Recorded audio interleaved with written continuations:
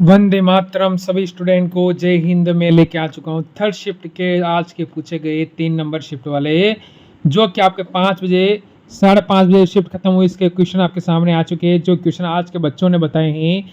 तो देखते हैं कि 2 अक्टूबर के क्वेश्चन क्या क्या पूछे गए हैं आज की थर्ड शिफ्ट में। तो एक बार लाइक शेयर सब्सक्राइब करेंगे अपने YouTube channel all exam class को। तो देखिए क्वेश्चन आपके सामने क्या कहता है। भारत का सबसे बड़ा बैंक कौन सा है? क्वेश्चन इंपॉर्टेंट है और ये क्वेश्चन आया हुआ है रेलवे के एग्जाम में। सो इसका सही जवाब हो जाएगा option number A, state bank of India. State bank of India जो है वो भारत का सबसे बड़ा बैंक है, स्टेट बैंक ऑफ इंडिया। अगला सवाल है, संविधान दिवस कब मनाया जाता है? क्वेश्चन इंपॉर्टेंट है और ये 2 से 3 बार रिपीट भी हो चुका है। सो इसका सही जवाब हो जाएगा ऑप्शन नंबर सी, 26 नवंबर। 26 नवंबर के दिन संविधान दिवस मनाया जाता है, 26 नवंबर के दिन। अगला सवाल, हुमायूं का मकबरा कहाँ स्थित है? क्वेश्चन 2 से 3 बार रिपीट है। सो इसका सही जवाब हो जाएगा ऑप्शन नंबर बी, दिल्ली में। हुमायूं का मकबरा स्थित है दिल्ली में। Right answer is Delhi. अगला सवाल, भारत का राष्ट्रीय भोजन क्या है? क्वेश्चन इंपॉर्टेंट है और ये क्वेश्चन आया हुआ है पेपर में। सो इसका सही जवाब हो जाएगा ऑप्शन नंबर सी, खिचड़ी। खिचड़ी जो है वो भारत का राष्ट्रीय भोजन है। भारत का राष्ट्रीय भोजन है खिचड़ी। अगला सवाल है, कोणार्क सूर्य मंदिर किस राज्य में स्थित है? सो क्वेश्चन 2 से 3 बार रिपीट है। सो इसका सही जवाब हो जाएगा ऑप्शन नंबर बी, उड़ीसा में। कोणार्क सूर्य मंदिर जो है वो उड़ीसा राज्य में स्थित है, कोणार्क सूर्य मंदिर। अगला सवाल, मनुष्य के खून में कौन सा धातु पाया जाता है? क्वेश्चन 2 बार रिपीट है। मोस्ट इंपॉर्टेंट प्रश्न ही है क्योंकि प्रश्न अलग अलग एग्जाम में पूछे जा चुके हैं। सो इसका सही जवाब हो जाएगा ऑप्शन नंबर बी, लोहा। लोहा जो है यानी आयरन जो है वो मनुष्य के खून में पाया जाता है। सो राइट आंसर इज लोहा। अगला सवाल है, भारत के किस प्रधानमंत्री ने 3 शादियां की थी? सो इसका सही जवाब है option number D, Morarji Desai. Morarji Desai ने 3 शादियां की थी। वो एक ऐसे प्रधानमंत्री थे जिन्हें अपने जीवन काल में 3 शादियां की थी। अगला सवाल, भगवान गणेश की फोटो किस देश के नोट पर छपती है? क्वेश्चन आया हुआ है रेलवे के एग्जाम में। सो इसका सही जवाब हो जाएगा option number C, Indonesia. Indonesia में भगवान गणेश की फोटो उनके नोट पर छपती है। सो राइट आंसर इज इंडोनेशिया। अगला सवाल है, किस देश के राष्ट्रपति का शासन काल सिर्फ 1 वर्ष का होता है? क्वेश्चन आया हुआ है पेपर में। सो इसका सही जवाब हो जाएगा option number C, Switzerland. Switzerland Switzerland Switzerland देश के राष्ट्रपति का जीवन का शासनकाल केवल 1 वर्ष का होता है। अगला सवाल, एशिया महाद्वीप का सर्वाधिक जनसंख्या वाला देश कौन सा है? क्वेश्चन आया है, मोस्ट रिपीटेड ये प्रश्न है। सो इसका सही जवाब हो जाएगा option number A, Bharat. Bharat की जनसंख्या अब बढ़ चुकी है, यानी पहले चीन हुआ करते थे लेकिन अब एशिया महाद्वीप में जो देश है भारत, उसकी जनसंख्या सबसे ज्यादा है। यानी पूरे विश्व की अगर हम बात करें तो जनसंख्या की दृष्टि से भारत दुनिया का पहले नंबर का देश है। अगला सवाल, हिंदी किस लिपि में लिखी जाती है? क्वेश्चन आया हुआ है रेलवे के एग्जाम में। सो इसका सही जवाब हो जाएगा option number B, Devanagari. Devanagari में हिंदी लिपि लिखी जाती है, देवनागरी में। हिंदी लिपि जो लिखी जाती है वो लिखी जाती है देवनागरी में। अगला सवाल है, किस रंग को शांति का प्रतीक माना जाता है? क्वेश्चन इंपॉर्टेंट है और क्वेश्चन पूछा भी गया है।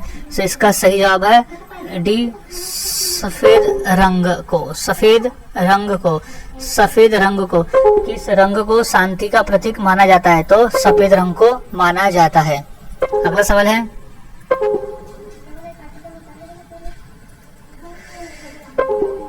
किसकी कार पर नंबर प्लेट नहीं होती है? किसकी कार पर नंबर प्लेट नहीं होती है? सो इसका राइट आंसर हो जाएगा ऑप्शन बी, राष्ट्रपति। राष्ट्रपति राष्ट्रपति के कार पर नंबर प्लेट नहीं होती है। राइट आंसर इज राष्ट्रपति।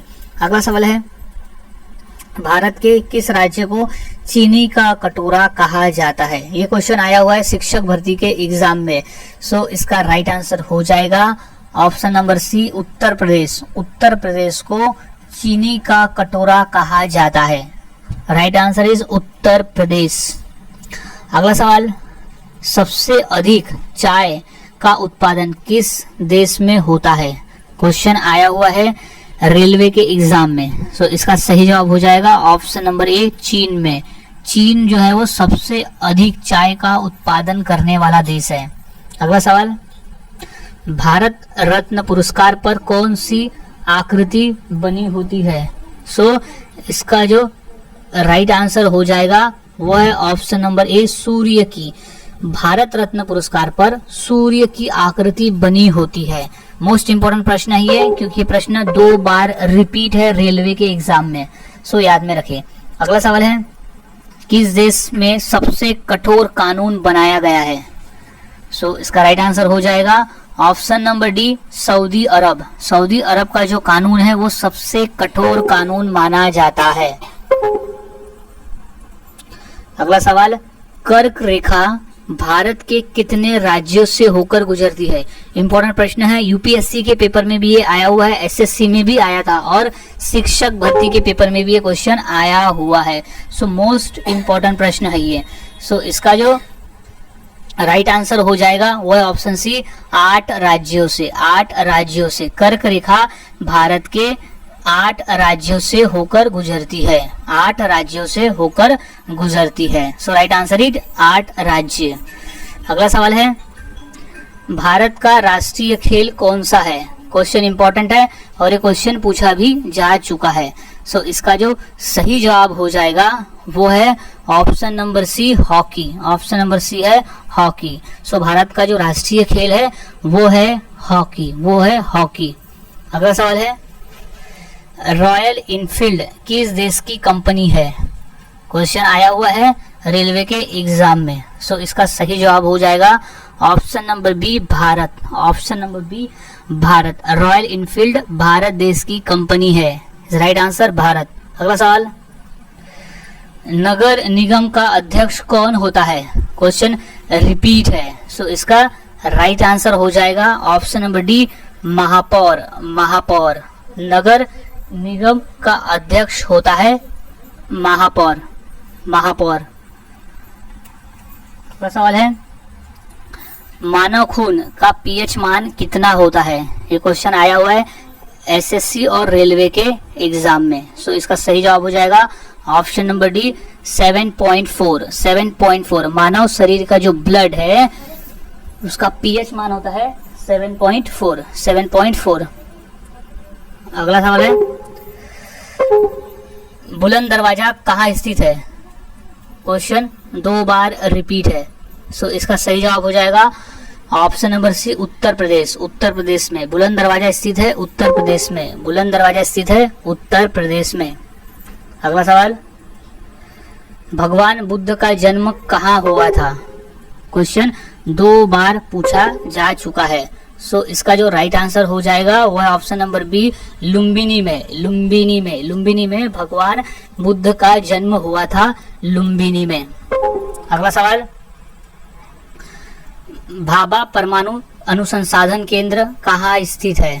सो क्वेश्चन 2 बार रिपीट है। सो इसका सही जवाब हो जाएगा ऑप्शन नंबर डी, मुंबई में। मुंबई में भाभा परमाणु अनुसंधान केंद्र स्थित है मुंबई में। सो मुंबई इज राइट आंसर।